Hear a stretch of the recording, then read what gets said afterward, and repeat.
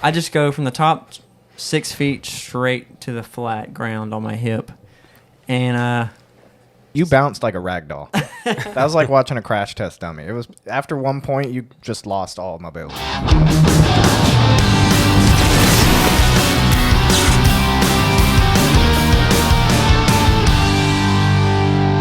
I haven't seen it yet, but the Mario movie. I've got a lot of opinions on. I haven't seen it either. Seth Rogen came out later and pretty much said what we were all thinking already. He was like, yeah, so Nintendo contacted me like 2 or 3 times and wanted me to voice Donkey Kong. And he was pretty much like, I'm not a voice guy. I've never been a voice guy. If you're going to have me voice this character, he's going to sound like Seth Rogen. And so Nintendo was pretty much like, yeah, we don't care. We just want your name on the cast list to pull in those seats. And I can 100% see. And it feels like that's the whole way through the whole cast. Like a couple of people in there try to pull like a Mario character, voice that matches, who they're playing. But most of them are just like Chris Pratt. He's not voicing Mario. He's Chris Pratt as Mario. He's just talking as Chris Pratt. Yeah. So he is Mario. Chris Pratt. No. You didn't know that? I didn't know. You didn't even know that? The only thing I am excited for is Jack Black. I'll watch it on streaming eventually, but I don't think I'm going to pay to go and see it in theaters. I think Jack Black is the only one who put in hard effort to be a Mario character. He pretty much came out and said you know what, guys? This is going to be my role. This is going to be my movie to end all movies. He's like, you thought School of Rock was good. Well, get ready. What character is he playing? Oh, he's Bowser. Bowser. Oh. Yeah, Okay. the eccentric Bowser. That makes the most sense. Mm. But what story? What story is Mario? Is the question. What kind of questions? It's a video game. What's the story? Have you ever played a Mario game? I have played a Mario game, but I mean, there's no in depth a movie out of it. I don't see how you could. No, like Super Mario Sunshine, like all these later games have plenty of. Well, that kind of brings up another question though, because if it's going to be a Mario movie, if you're say Mario movie number 1, like the Super Mario Brothers movie, it's going to be based off of probably the first 3 games, which really isn't a whole lot of story. It's Peach gets taken, you have to go through these obstacles, you beat Bowser. It's wrapped up nicely with a bow. But if we're talking about moving on to future generations like Sunshine and Odyssey and all of these newer ones, then I don't know, I feel like that's kind of, you could make more Mario movies off of that, like Mario the Odyssey or Mario Sunshine or whatever, the movie. As far that's what I've seen a lot of people talking about and debating about as far as the quality of this movie. They said the music is great, they fit every Easter egg that they possibly could about any kind of Mario character, even really obscure ones. However, they sacrifice a real story, but in the end, what kind of story is Mario, like you were saying? Yeah. Which I haven't played a lot of Mario video games anyway, but I have. But if they make Super Mario Sunshine into a movie, I will be one of those weirdos that camps outside of the theater until I can get in. That was one of my favorite games ever. Oh yeah, by far and away the best Mario game in my opinion. Yeah, unless you include the karts. Oh, dude. Mario Kart's hard to beat. Mario Kart on Game Boy Advance, I think is where I had it. That and Kirby's Nightmare in Dreamland, probably the best handheld games I've ever played. Have y'all played them recently? All the old games? Because you can. I don't know if they're on Xbox, but you can do it on Nintendo Switch or whatever. And yeah, you can play. Golden. I've been playing GoldenEye a lot. I just started playing Pokemon Stadium again the other day. Yep. Completely nostalgic. It was incredible. Oh, I forgot about Pokemon, dude. That was my life. It's so funny because I remember at the time, but it's been so long since I've played or even seen anybody play that game. I forgot how terrible the sprites are. Because it's a third-party company that took it on, like Niantic or Pokemon Company. They didn't actually make the game. It was somebody else who was like, hey, we want to make this Pokemon fighting game. And they probably took a general glance over at what the Pokemon are supposed to look like, and they were like, yeah, Fire Lizard. This is close enough. Yeah. Fire Lizard. That's a Charmander. Yeah. We were talking about how we don't go to the movies a lot. You said it's been years since you've been to the movie? 7, 8. 7 or 8 years? I haven't really come out with a good movie in 7 or 8 years. So. I'm going to the movies tomorrow night to see Evil Dead Rise. Have you guys seen the trailer for that one at least? No. You haven't seen the Evil Dead Rise trailer? No, I saw the first Evil Dead movie, and that was about the extent of my. You mean like the first Evil Dead, like the old, or like the first new? Well, I've seen the old and the first new Right. of the. I guess this is what, a trilogy now, There was Evil Dead. or is this going to be the fourth movie? Good question. Because I know there was 1 and 2 for sure. I don't think I ever saw 2, but I know for a matter of a fact that there was. Right. I don't know. Like Evil Dead Rise, I think you can watch it standalone. I don't think it's tied. I'm sure there'll be Easter eggs, but I could be so wrong. I think it is a like a standalone chapter. Like the trailer alone is what made me like, oh, I'm going to see that in person. You do not strike me as the type of like horror movies at all. Why? Why would you say such a Which thing? you never talk about. Well, I don't. It's because I rarely find one that is amazing. First Insidious movie, the part where the first time it showed the dude, the red faced guy in the back. You remember that? Oh yeah. Yeah. That was kind of a jump scare, right? But that was yeah. a very necessary jump scare. That was great to me. Did you know that like scientists or whatever have over studies? They claim that is the single scariest like horror movie jump scare. Based on people's heart rates. Like they set up like a movie theater and like played a bunch of different ones. Like I'm sure they had a bunch of different groups of people come in and do this, but apparently that red-faced Darth Maul looking guy is like the top. I mean, it scared me when I saw it. So. Oh, for sure. This is also like probably like 13 years ago now or something like that. It came out a while ago, it feels like. Aren't those the same people that made the like Annabelle movies? Yeah, and stuff? the same people behind The Conjuring. You know what I will say though? What? Only movie that outdoes it on gore for me is, have you ever seen The Hills Have Eyes? I have not. I've never seen. I've heard that, of course. So like the original came out I think in like the 70s or 80s, but then they remade it in like the late 90s, early 2000s. That one is the one that I saw, and for some reason I think I got it at like the flea market, but it was the unrated version, like stuff you wouldn't have seen in theaters. And I wish to this day that I had never seen a single second of it. It's just awful. I'm not even going to describe a second of it. I'm just going to say it's a no-go for me. Hey, just make sure that you get the souvenir mystery item block popcorn holder for the Mario movie when you go. So that way it's not a total loss. Yeah. Well, they have that. Total loss.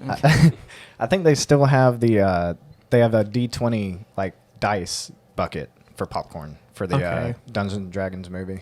Who's giving away Dungeon and Arby's? Did you see that Arby's is doing dice? No. Yeah, they're doing Arby's Dungeons and Dragons dice. What do you have to buy? I don't know. I don't know how you're gonna just get buy it. the dice, or do I just saw it. You might. Do I gotta get the meats and then they give me the dice, or like that would be hilarious if I they just sold the dice. It's just like also you can buy dice here. McDonald's and Burger King and all them did that back in the day with like the Disney like signature glasses, right? Just like go cups buy them and stuff. there? Yeah, you could. That's they were true. like $2, but you could go and buy them from. And I think for the first Pokemon movie, there was like a gold Pokemon card that you could buy for like $2 And from I McDonald's. got it. Did you really? I sure did. I sure did. And where is it? Probably with the rest of my mom's Pokemon stash, wherever that lives now. Oh, I forgot you said your mom is like super awesome. My mom was literally a gym leader. This bookstore in town.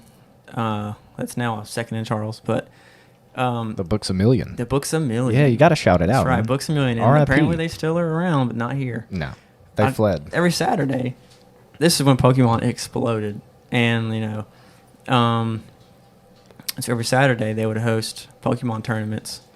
They had them all spread out on the floor, and I was playing the Pokemon game at the time on Game Boy Color, and to know that my mom's title was gym leader was so cool, because she just started working at Books a Million, and then this thing happened, and she was like, "You want to be a gym leader?" Did she get to pick a type? I don't know. I've never thought about that kind of stuff. But she had so many stories, and of course, she got the greatest collection of cards ever. Oh yeah, she's probably got like special stamped, like staff cards or whatever they're called. Yeah, right? she had. I think it got sold before they knew what it was worth. But because I used to always, as a kid, ask her if I could see it. I used to always want her to bring the book out because it was. Oh yeah, of course. It was a. That's major cool points in like middle school. Oh yeah. You're the king of the class. If you walk in with a full binder and like Charizards and Lugias and stuff. Oh, so it was a Japanese dark holographic Team Rocket Charizard. Like it was just all of the mysterious, like all the rarities you could put on this that was on it. I mean, And the whole name fit on the top of the card? yeah, well, well, it was like, so it was Dark Charizard, and then I had like an evil-looking Charizard, and then there was like a Team Rocket logo somewhere on there, and then there was like it was holographic, it was Japanese. It was, I was like, oh my god, it was so amazing. Like I probably know which one you're talking about if it's from base set. And she had a lot of misprints, so like a lot of. Like Does she still have all this? So, from what I understand, I don't know if all of it was sold. I was about to say, how much would all that go now? Oh, I see single cards going for thousands. So she had a whole book of them. Yeah, especially those first like base pack and then fossil and the ones right afterwards. They go for crazy numbers, right? Like a single card can go for $500. Like that Charizard or whatever, it can go for upwards of $1,000. It's ridiculous. And these were back. This was I would have been like a small kid. This was like 20-something years ago. So these are the original. So these are the ones that would cost that much. Yeah, 99 is when they first started coming out. They were printed by Wizards of the Coast, if you didn't know. But, you never know what you have until 20 years later. So somebody should write a song about that. They have a live-action Pokemon movie. A live-action? I'm surprised I haven't tried it I want to say no, but they absolutely should. Yeah. Should they only might be... mess it up I've seen a fan-made one, which was astonishing, or a fan-made trailer, and I was astonished that it was a trailer. Like, they filmed it themselves. It wasn't like AI or something? Because I've seen like AI Pokemon clips, which are really cool. This was before... It'd be like Onyx in real life, and you're like, golly. Yeah. We've done like 4 episodes now, and I haven't explained how I know you. Who am I? They don't even know who we are. Who am I? We're just guys that talk. And then how we know Chase isn't here. Chase just comes in when we need somebody to sit in that chair. And how we know Will. His name is Will, by the way. I never said that. I think okay. When did I meet you? That's what I wanted to ask you about. Because I'm dead serious. I think that we've had this conversation a couple of times before, and it's like I've known you for many years now. But I could not tell you the first time that we hung out or how or why. I mean, I know that we went to Jennings often. I know I'd see you at Jennings frequently.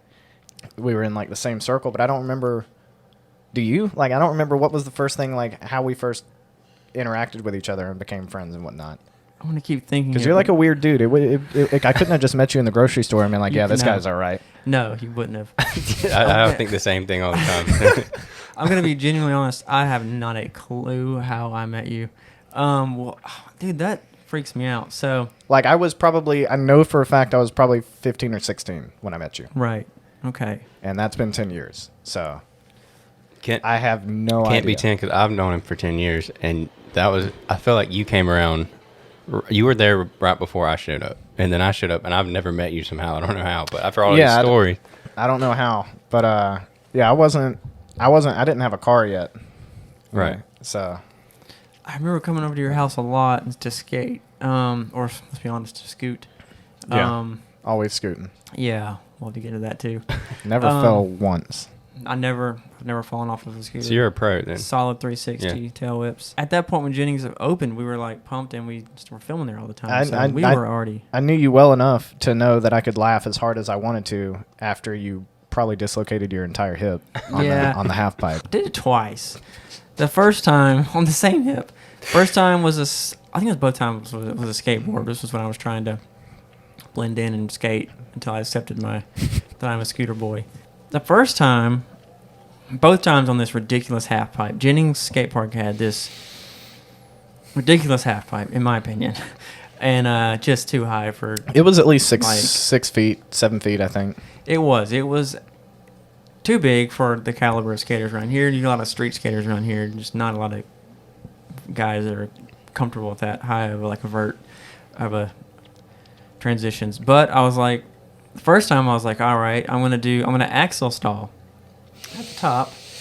And my thing was, it's easy to get into it, but I'm scared to get down. Like, I'm scared to get out of it and come back down the ramp. Like, for those who don't know, I mean, I do my best to try to explain. Like, you go up on the top and you just gotta like turn your board and come back down like this vert ramp that looks like a wall. You just straight down. A guy there, I guess, I don't know if he just worked there, right? Did he? Oh, he didn't own it. I know, obviously. No, yeah, I think it was just a guy that worked like the counter at the. Yeah, he was a big part of it, but yeah. He was encouraging me, like, you got this. You know, he was giving me tips. He was standing right there at the half pipe. He was just like, to be fair to you, and everyone else that skated and busted their tail in there, it was in the back. It was in like the back room of a motorcycle shop. Yes. Oh, that's right. So the floors before they put skate ramps in there had who knows how much oil for years. Yes. And like every time that I'd go and skate, it got to the point where I'd refuse to start skating for like the first 15, 20 minutes because I'd take the time to like sweep and mop the whole floor, and then I'd skate for like 30 minutes, and then the first time my board just shot out from under me. Yeah. And I was like, yeah, it's time to call it a day.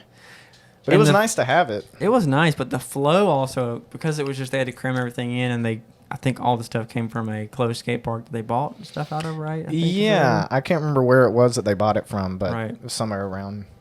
So the way like an axle stall works, you come back in, the board turns.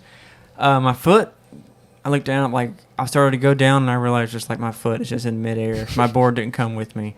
So my foot just makes contact with the ramp, and I'm telling you, this is like a vertical ramp. So I just go from the top 6 feet straight to the flat ground on my hip, and the dude that was pumping me up that worked there. Oh God! I thought he was gonna go like, "Oh my God, you okay? You're here. Let me help you out, bro. Like, are you good?" Dude just goes and walks away. He just like he had nothing to do with he's that. He's like, "I'm not doing that, dude. Yeah. I'm not." Dude, Yeah, I felt pretty hard. Yeah, so that time the hips swelled up so bad that I could wear my work uniform because it was way too big for me, but I had to wear like gym shorts that had an elastic waistband because it was just, I know now because I didn't go to the doctor that time, it was a massive, what do you call it, hematoma, just like pulling of blood. So next time, I don't know what I was doing. I was just doing the half pipe and wasn't doing an axle stall that time. I'm not doing that again. But for whatever reason, I got hung up on something. I think I got too close to like the top. I didn't want to get that close to the coping again, and lost my confidence and went to like kick turn around, and once again front foot came off. Copy and paste. A copy and paste, and I just planted my foot on the ground on a vertical thing, and just went straight to the flat, same hip. Still hadn't fully healed, and that time made the earth shake. And that was when I knew something was wrong because I stood up and I could immediately feel it swelling, and I got like sweaty and dizzy, and I was like, this time it's not great. So I called Chase, and of course Chase was sure he was really uplifting. He was laughing, but he was like, let's go. Like, I'll take you somewhere. He put me in the back of the car, and I'm delirious. Like, it's messing with my head. Like, I'm woozy. Just a quick question. Yes. How old were you? This was, oh man. Where were your parents? I was I was like 20. I was about to say, why would you go to Chase? I was 22. Like, I was driving and everything. Like, my dad's not just like, find your friends, I don't care. No, I was, so he drove me. Turns out the doctor said, yeah, you're having this is a massive hematoma. It was twice the size of the other one. I couldn't put on any pants. I had to call out of work for a week for this one. And he was like, yeah, you're losing a lot of blood inside. The blood is pooling in your hip joint. And like, yeah, you're going to be woozy, dude. And so I was so woozy. I was about to fall. It was bad. It was really bad. I was like, at that time pale you became and the scooter guy, right? Well, yeah. I was like, you know what? I'm not a skater. I'd always done scooter. I'd always rode a scooter. A lot of hate. Not a very well accepted thing. But did you scooter for Sesson, or were you a skater for Sesson, or were you by scooterol? Like you could do both. So when we started Sesson, so that's a good thing to do backstory on. We decided because we had a big group of friends from all the skate park stuff, and so we started Sesson, which is just a little skate team. and you would do we'll do videos. I know I did try to skateboard for the skate team. I remember because there's pictures out there of me appearing to ollie down a stair set, whereas as soon as I heard the camera shutter go off, I kicked the board away like, I ain't doing this. I'm not jumping the stair set. Well, do you remember this Sesson skate trip to what, Montgomery, was it? It was Montgomery Skate Park, which is gone now. Yeah. My lovely mother was kind enough to drive me and the 6 or 7 people that were going on that trip up there. And we ended up having to carry poor Mr. Alex. Again? Can't Was it can't the hip stop this from, time, or what happened? No, this time it was the knee. Yeah. So, yeah, dude, like, I was like, forget skateboarding. You were scooting that time, though, Yeah, no, weren't you? I was like, it's time for the scooter to come out. Yeah, that's what I thought. Plus, I feel like this wasn't all too long after one of your last hip busts, so you're probably playing it a little safe, to be honest. No, I should have been playing it safe. You should have been, yeah, but that's not what happened. So I was doing it. I was going across this little box, and the problem is if you don't do it, if you don't have enough speed, when you try to get off, you're gonna go forward because you don't have enough speed, and yeah. So that's what I did. I went forward, tipped forward. My favorite videos on the internet are watching kids do that on bikes. I swear to God, it's so fantastic. Yeah, that's a good one. Yeah, bikes, same thing. Like, yeah, if you like, don't pull up. Yeah, dude. Like it's so after a week of not being able to bend my knee, and you know how hard it is to get dressed with it. Also, my employer at the time got really sick of it. They were like, "Weren't you can't standing and walking all night for your job then?" I was doing security. I was walking. So, oh my gosh, I wish I had footage of the way I walked. So then I do this to my knee, like just a month later. Yeah, so seamless transition. Right. I've got my first like appointment with like a psychiatrist, therapist type of deal place. Because you know, with this birth of TikTok and all this information that you can receive, like I'm realizing a lot more and more that I believe to be on the spectrum somewhere. Right. Most definitely have ADHD. And I can't remember what is it called. It's like high functioning anxiety and depression.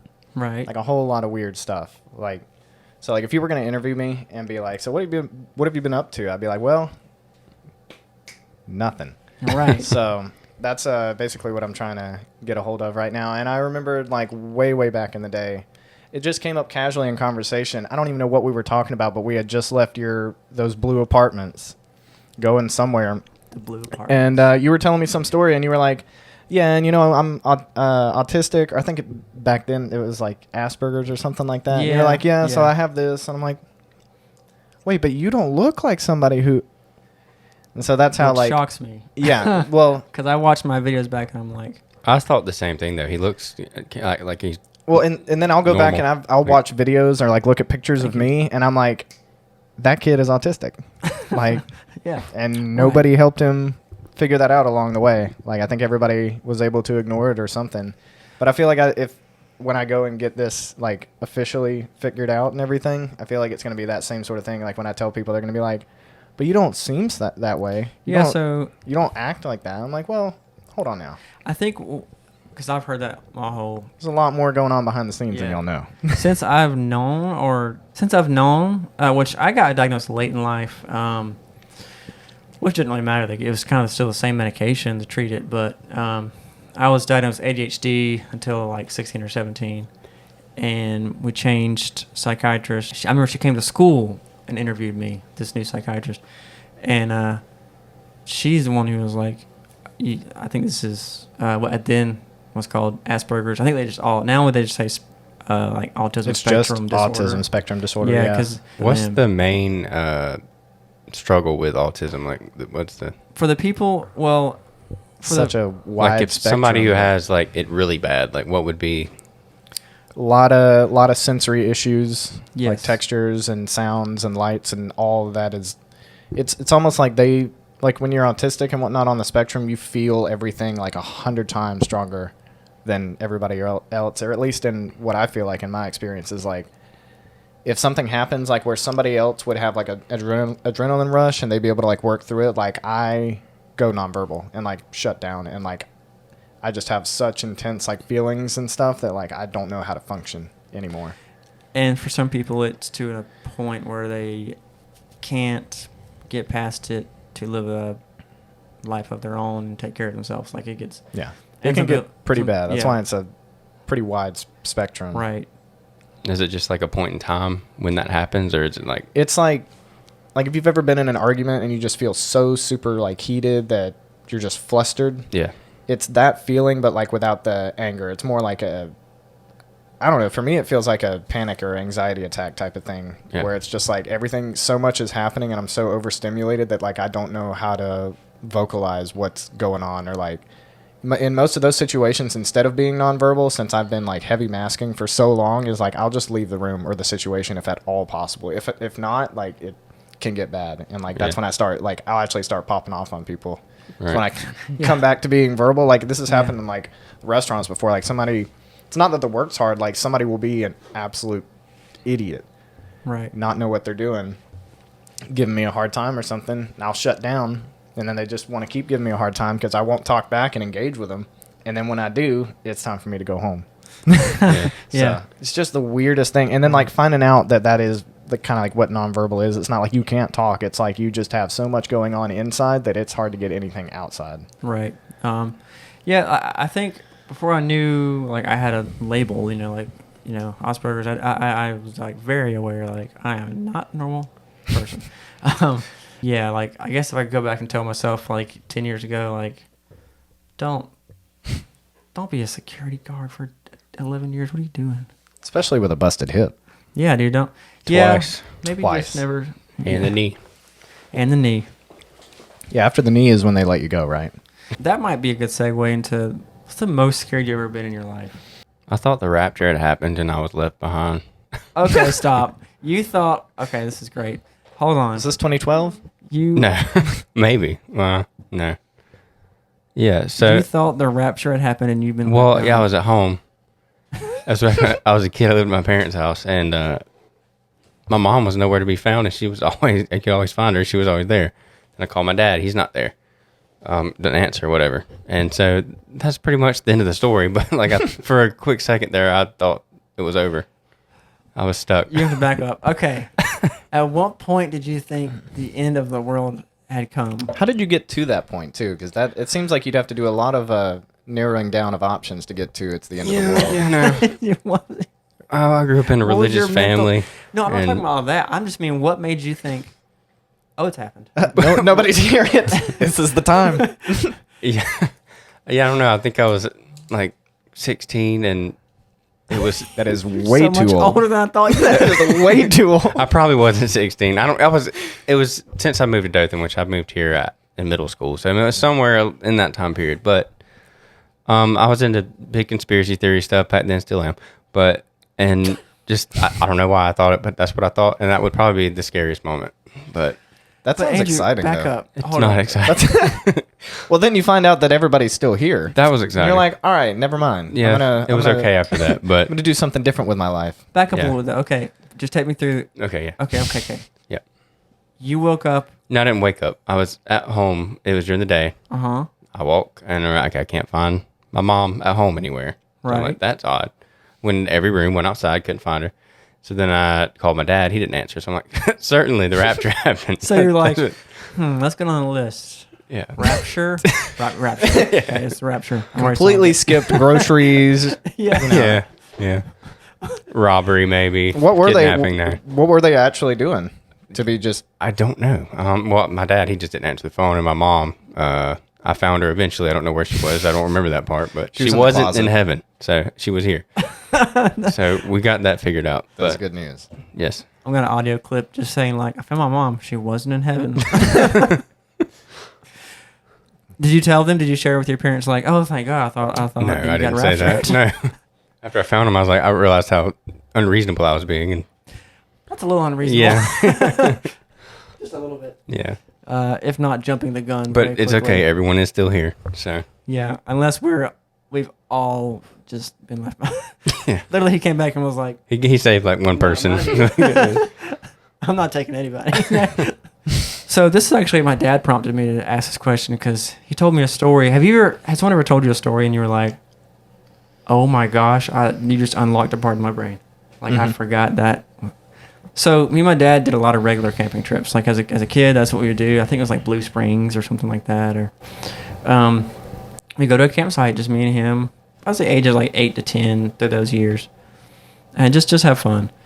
And one of these trips, he decided, let's explore. Let's go in the woods. So we were in the woods, and nowadays, I would have had a better idea where I was at. I know I'm in like Blue Springs, Florida? Is that Florida? I think Maybe so. I don't know where I'm at. But, when you're like 10 years old and your dad drove you out to what you think is the middle of nowhere, you don't have a clue where you're at. Like, we'll go to the grocery store and I don't know how to get back home. We find this tree, huge branch. We notice one of the branches is Y-shaped.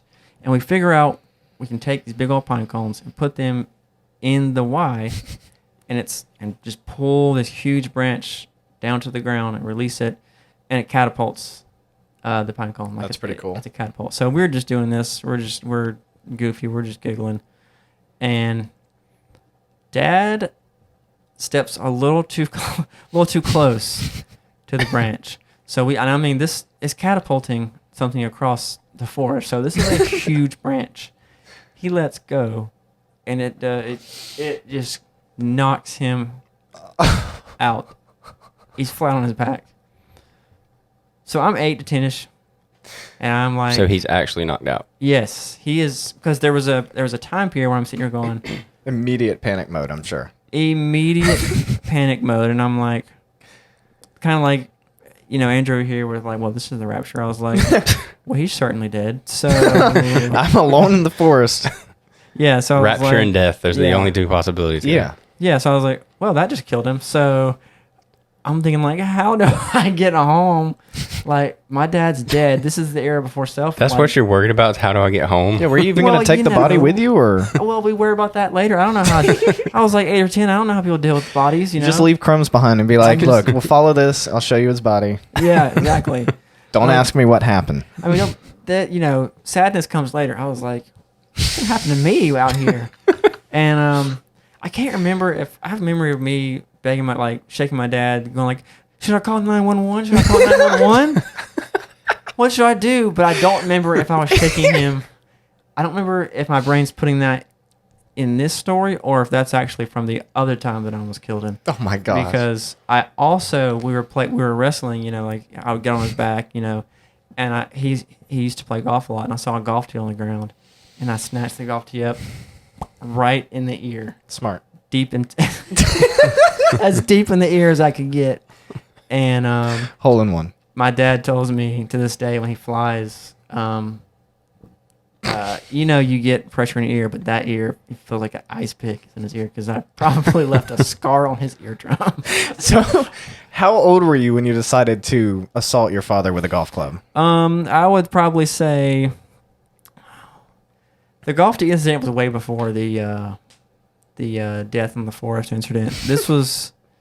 Okay, so you're like 5 or years. 6, right? Well, I think 5, about 6 or 7-ish. And clear as day, it was a white golf tee. I saw it on the ground. I was like, "Yep, we're doing that. Perfect. We're doing that." No second thoughts. No second thoughts. Oh no, yeah, I know now. I am superimposing. That was the day I was like, "Do I call 911?" Because he dropped. He was like, "Oh." And I was like, either he needs an Oscar award for acting, or I just messed this dude up. What's up with you and your family getting injured so much? Well, it's always because of you. To be fair, it wasn't an injury. That was an assault. That was assault. That was assault. With a deadly weapon. With a deadly weapon. But that was a good before one. cracking double digits. Yeah. But I think the forest was the most scared because. Imagine being your dad's dead and you're in the middle of the forest and you have no clue where you are. That's incredible. So how long did it take for him to wake up? I'm sure it was like 10 seconds, but of course it feels like an hour. Yeah, of course. He got up and was like, "It's okay, bud. Everything's fine. I'm okay." And oh my gosh, was his nose on the side of his face? No, I think we just went home. He was like, "This was a good try, son," but yeah.